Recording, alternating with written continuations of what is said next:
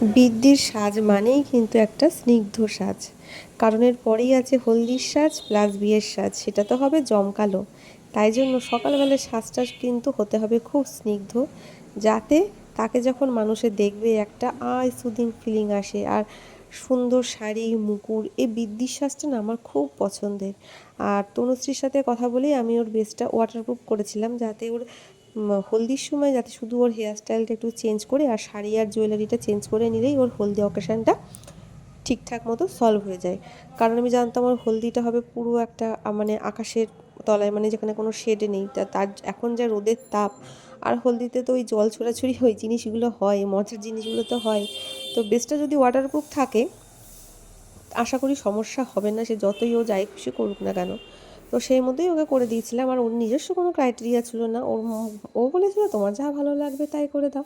সুতরাং আমার দেখে ওকে যেটা মনে হয়েছিল সেইটা আমি করে দিয়েছি। কথা বলতে বলতে দেখো আমি অনেকটাই কাজ এগিয়ে ফেলেছি। এখন যেমন আমি করছি হচ্ছে কন্ট্রোলিং। বেস মেকআপটা আমার পুরো হয়ে গেছে, দেখতেই পাচ্ছ যে কতটা সাটেল আর সিম্পল আমি করেছি। আমি তো আমার কাজের একদম ভিডিওগুলোই তোমাদের সাথে আমি তুলে ধরার চেষ্টা করি।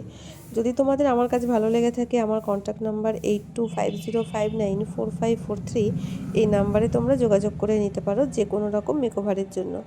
আর লিপস্টিকটা আমি ভেবেছিলাম ওর স্কিনে প্রপার লালটা যাবে না, আবার ওর নিউডও পছন্দ করে না, যেটা আমি কথা বলে বুঝেছিলাম। তাই জন্য আমি লিপস্টিকটা একটু মিসম্যাচ করে দিয়েছিলাম।